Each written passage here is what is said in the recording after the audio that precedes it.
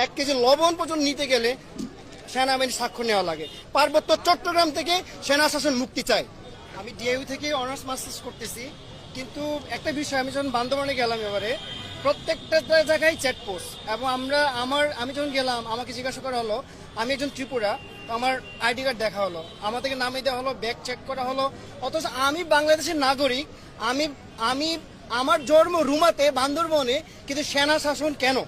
এবং আমাকে যখন আমি যখন বান্দরবনে নবান্ন উৎসব পালন করতে গেছিলাম, সেখানে সেনাবাহিনী আমাকে, এবং আমরা নবান্ন উৎসব যেহেতু চলবে, কিন্তু আমরা গণ্যমান্য ব্যক্তিবর্গদের নিয়ে আমরা মূলত একটা আয়োজন করছিলাম নবান্ন উৎসব, নতুন ভাত খাওয়ার জন্য। কিন্তু আমার ছোট ভাই অনেকে আসছিল বাজার করার জন্য, মুরগি 10 কেজি নেওয়ার জন্য, কোনো রকমের পারমিশন না নেওয়ার কারণে মুরগি দেওয়া হয় নাই। শেষ পর্যন্ত দোকানটাকে এবং ছোট ভাইকে আটকে রাখা হয়েছিল। আমি পরবর্তী গেলাম সেনাবাহিনীর সাথে, এবং তিনি লেফটেন্যান্ট ছিলেন। আমি তাকে বললাম, স্যার আমি একটু কথা বলতে চাই। তিনি কথা বলতে দেন নাই। তুমি কাকে খাওয়াতে যাচ্ছ? 10 কেজি মুরগি কাকে খাওয়াবা? কুকিচিংকে খাওয়াবা নাকি কাকে খাওয়াবা? আমাকে জোর করে বলতেছে। আমি তখন বললাম, স্যার আমি একটা কথা বলতে চাই। আমি তখন বললাম, স্যার এটা আসলে নবান্ন উৎসব।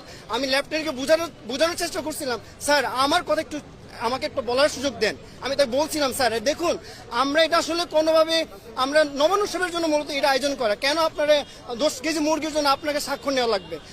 শুধু 10 কেজি স্বাক্ষর মুরগি না, 1 কেজি নাপ্পি এবং 1 কেজি লবণ পর্যন্ত নিতে গেলে সেনাবাহিনী স্বাক্ষর নেওয়া লাগে। সেখানে শুধু এটা সমাপ্ত নয়, এবং প্রত্যেকটা লিস্ট তারা চেক করতো।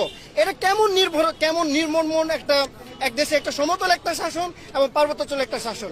আমি খুবই তীব্র নিন্দা জানাই এবং প্রতিবাদ জানাই। এই সেনা শাসন থেকে আমরা মুক্তি চাই। পার্বত্য চট্টগ্রাম থেকে সেনা শাসন মুক্তি চাই।